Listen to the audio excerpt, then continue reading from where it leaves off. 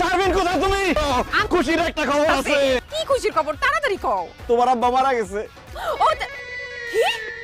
আমার আব্বা মারা গেছে? হ্যাঁ। আল্লাহ গো, আমার আব্বা বলে মইরা গেছে গা। আমার এত বড় সর্বনাশ হয়ে গেল। আমার এতিম করে আমার আব্বা চলে গেল। শারমিন, এরকম একটা খুশির দিনে তুমি মরা কান্না শুরু করলা কেন? অসভ্য তোর বদমাইশ ফাজিল লোক। এই, আমার বাপ মারা গেছে, তুমি কিভাবে বললা যে এটা একটা খুশির খবর? আহা, তোমার তো কোনো ভাই নাই। তোমার বাবার সহায় সম্পত্তির মালিক এখন কে হবে? তার মেয়ের জামাইরা। আর একজন মেয়ের জামাই হিসেবে এটা আমার জন্য খুশির খবর না? করে নিব। তাহলে আসো। আরে আগুন জ্বলতেছে তো চুলায়। আরে আগুন নিব তাড়াতাড়ি।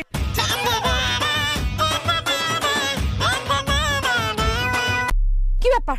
এরকম ঠাডা পড়া রোদে তুমি দৌড়াইতেছো কেন? আরে দৌড়াবো না তো কি করবো? আমার শ্বশুর মইরা গেছে। আমার শ্বশুর বাড়িতে আমার দ্রুত যাইতে হইব না। খবরদার একটা ফালতু কথা কইবা না। আম্মা কি কইছে তুমি শুনো নাই ফোনে? আব্বা অসুস্থ, মরে নাই।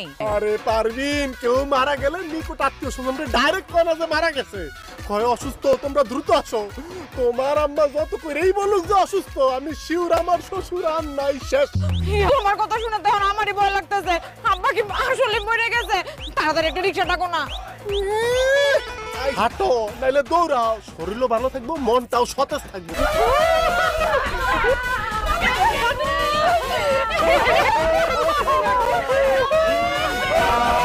জামাই, তোমরা কান্দছো কেন? কি হইছে?